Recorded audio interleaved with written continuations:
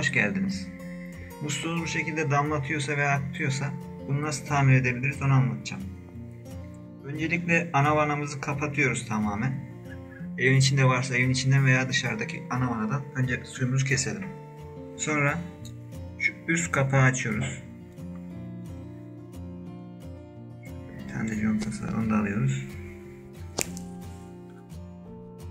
Sonra şu üst musluğun başını sağa sol yaparak yavaşça, zor çıkabilir, çıkartıyoruz. Düzgün bir şekilde.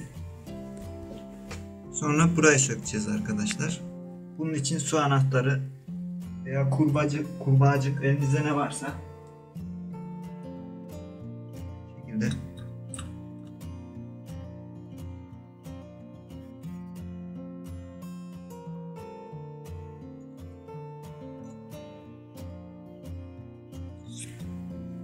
gevşettikten sonra elimizde çıkartabiliriz. Burada arkadaşlar conta var. Bu conta zamanla yıpranır, aşınır ve buradan su kaçılır. Contayı değiştirerek eskimiş contamızı değiştirip yenisini takıyoruz buraya.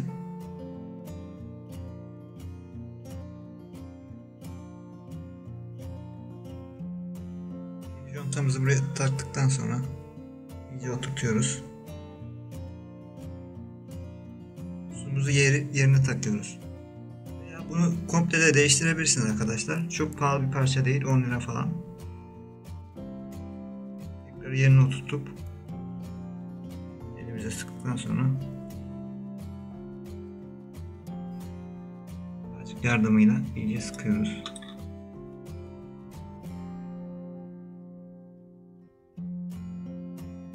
Sıktıktan sonra söktüğümüz parçaları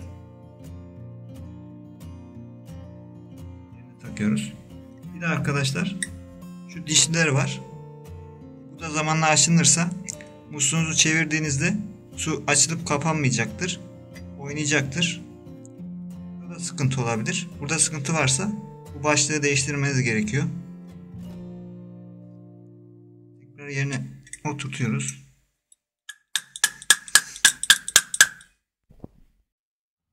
Başlığımızı yerine oturttuktan sonra bu kısımda bulunan vidamızı sıkıyoruz.